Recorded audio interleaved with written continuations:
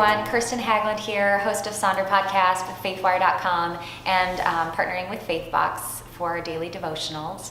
Welcome to day 8 of Contentment, our series on contentment. And today we're going to read a declaration, an affirmation of a lot of the truths that we've been talking about related to contentment. So I'm going to read that through and hopefully you're able to follow along. And as I read each one of these truths, just really sit there, maybe close your eyes and just let it kind of sit in your heart. And what is so amazing about each one of these truths, there's 4 of them, is that each one of them is really radical. Like when you take these truths and you put them out in the world, for example, if you were just to put them out there into the secular culture in America or any Western country, you'd be laughed at. But this is what we're called to. And it is so much more beautiful than what the world glorifies. So let's read our declaration of contentment. Godliness with contentment is great gain. We bring nothing into this world and we take nothing out of it. True story. There's really nothing to add to that at all.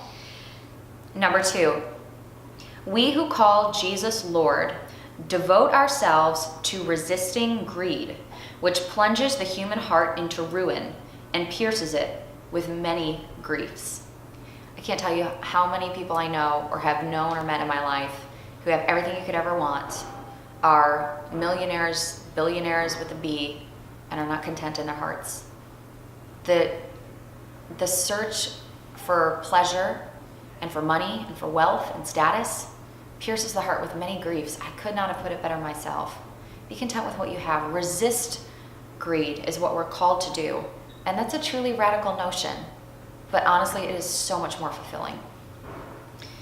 Number 3, we are determined to practice generosity with free hearts, fixing our hope on God and not the uncertainty of wealth. Keywords being here with free hearts. Very difficult to do. God loves a cheerful giver. So if you don't feel cheerful in your giving right now, pray and ask God for cheer and joy in your heart when you give. And honestly, it's a practice. Practice generosity, and things get easier with practice. And number 4, we desire to be rich in good deeds and willing to share all that we have, laying up for ourselves treasure that will not decay, but will shine in the age to come. And of course, that just being focusing on heaven and eternity. And I know sometimes when daily life gets really, really tough and it's very hard to be content, and it's very hard to be content with serving and pouring yourself out for others, because that can be very hard. To focus on the eternal and focus on life after the present, because it's going to be so amazing beyond anything we can ever experience, and even way better than Harry Potter world, as I talked about in an earlier video.